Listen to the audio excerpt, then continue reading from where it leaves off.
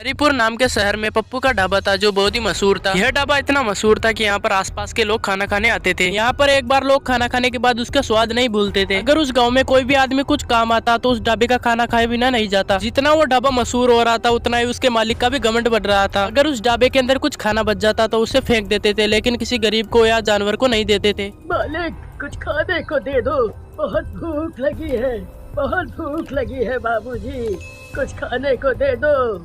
अरे जा जा आगे जा, कुछ नहीं मिलेगा। कुछ दे दो खाने को, बहुत दिनों से कुछ खाया नहीं है, बहुत भूख लगी है बाबूजी। सुबह सुबह पता नहीं कहां कहां से आ जाते हैं मुंह उठा के, सारा दिन खराब कर दिया। रामू ओ रामू, इसे बाहर तो निकाल। रामू भिखारी को धक्के मार मार कर ढाबे से निकाल देता है, लेकिन उसके मालिक को दया नहीं आती और भिखारी भूख के मारे बेहोश हो जाता है। मालिक ये तो बेहोश हो गया है, तो मैं क्या करूं? इसे तू दुकान के सामने से हटा, ग्राहक के आने का टाइम हो रहा है। जी मालिक। मालिक मालिक लगता है ये मर गया। अरे ये क्या बोल रहा है? मालिक मैं सही बोल रहा हूँ। तुम एक काम करो, इसे जो ढाबे के पीछे कुआं है उसमें फेंक दो और किसी को कुछ पता भी नहीं चलेगा। जी मालिक। रामू किसी को कुछ पता तो नहीं चला? किसी ने देखा तो नहीं? नहीं मालिक। आज का तो दिन ही खराब गया और कोई ज्यादा ग्राहक भी नहीं आए। कल सभी टाइम पर आ जाना, नहीं तो तुम्हारे पैसे काट लूंगा। जी मालिक। मालिक अपने नौकरों को छुट्टी दे देता है और अपने घर आ रहा होता है। तभी उसे ऐसा लगता है कि उसके पीछे कोई है। अरे मेरा वहम होगा। फिर वो जल्दी जल्दी अपने घर आ जाता है।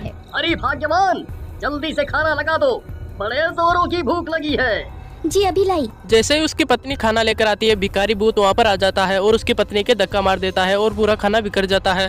अरे भाग्यवान, ये क्या किया? सारा खाना गिरा दिया।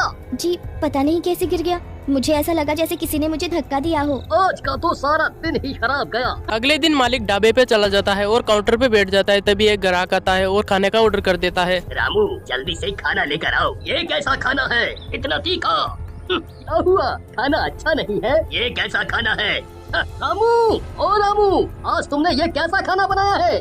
मालिक पता नहीं कैसे हो गया, खाना तो अच्छा ही बनाया था। आज भी मालिक की कमाई नहीं होती है और उसका खाना पूरा बेस्ट चला जाता है। भूत ये देखकर बहुत ज्यादा खुश होता है। अगले दिन आज ऐसा खाना बनाना कि लोग उंगलियां चाटते रह जाएं। और सभी नौकर खाना बनाने के लिए लग जाते हैं और खाना बनाकर तैयार कर देते हैं। आहाहाहा, खाने की खुशबू तो अच्छी आ रही है। तभी ढाबे पर एक ग्राहक आता है। रामू जल्दी से खाना लाओ भाई, वाह वाह वाह वाह, खाने की खुशबू तो अच्छी आ रही है। ग्राहक खाना खाने के लिए जैसे ही बैठता है तो उसकी रोटी गायब हो जाती है। अरे रोटी कहाँ गई? अभी तो थी। वह डर जाता है और रामू को आवाज लगाता है। रामू रामू। जी साहब, क्या हो गया साहब? अरे रामू मेरी रोटी गायब हो गई। अरे ऐसे कैसे हो सकता है साहब, आपका वहम होगा। तभी उसका ग्राहक भाग जाता है और उसके मालिक को समझ नहीं आती कि ये कैसे हो रहा है और यह काम रोज का हो जाता है और उसकी कमाई भी बिल्कुल कम हो जाती है। एक दिन की बात है, शहर से कुछ लोग गांव की तरफ जा रहे थे। तभी पप्पू का ढाबा उसे दिखाई देता है और वो उसके अंदर रुक जाते हैं, बैठकर खाना ऑर्डर कर देते हैं। तभी उनका खाना आ जाता है और उनकी शाही पनीर की सब्जी एकदम चिकन की बन जाती है। और वो जैसे पानी पीने के लिए गिलास उठाता है तो वहाँ पर भूतिया भिखारी आ जाता है और उस गिलास को लेकर उनके सिर पर कुड़ा देता है। अरे इस ढाबे पर तो भूत है। और वो दोनों यहाँ से भाग जाते हैं। देखते देखते इस ढाबे पर अजीबोगरीब घटनाएं होने लगी और सभी लोग यहाँ पर आना भी बंद हो गए थे और इस ढाबे को अब भूतिया ढाबे के नाम से जानते हैं। एक रात की बात है, सेठ पैसे लेने के लिए गल्ले के पास जाता है, लेकिन वो गल्ले को खोलते ही पैसे की जगह वहाँ पर भिखारी की नाड़ कटी होती है। अरे ये तो वही भिखारी का सर है जिसे मैंने कुएं में फेंकवा दिया था। फिर ये इधर आया तो आया कैसे? मालिक की आवाज सुनकर सभी ढाबे के लोग आ जाते हैं। क्या हुआ भाई साहब, आप इतना घबराए हुए क्यों हैं? ये देखो हमारे गल्ले में भूत है। यहाँ उस भिखारी की खोपड़ी रखी है और उधर से पैसे गायब है। यह सुनकर सभी लोग घबरा जाते हैं। अरे भाई साहब, ऐसा कैसे हो सकता है? जाओ तुम एक बार गल्ला खोल के देख लो, तुम्हें वहाँ एक खोपड़ी मिलेगी। वो एक भूत है, भूत। वो आदमी मालिक की बात मानता है और गल्ले को जाकर खोलता है तो उसके अंदर पैसे रखे होते हैं और कोई नाड़ नहीं होती। अरे क्या भाई साहब, लगता है आपकी तबीयत ठीक नहीं है। आपने नींद में कोई सपना देख लिया है, आपको आराम करने की आवश्यकता है। अरे नहीं भैया, मैंने यहाँ सच में एक खोपड़ी देखी थी। मैं बिल्कुल सच बोल रहा हूँ। मालिक उसकी बात सभी को बताता है, लेकिन उस पर कोई विश्वास नहीं कर रहा होता है। तभी उसका नौकर वहाँ पर आ जाता है। मुझे ऐसा लगता है कि ये सब वो भूखा भिखारी कर रहा है। जिसे आपने कुएं में फेंकवाया था, वही। उसके भूखे होने की वजह से उसकी मौत हो गई थी और इसी वजह से उसकी आत्मा हमारे ढाबे में भटक रही है और आपको दिन रात परेशान कर रही है। रामू, मुझे भी यही लग रहा है। तुम सही बोल रहे हो, पर अब इस बात का क्या इलाज है? तुम मुझे ये बताओ।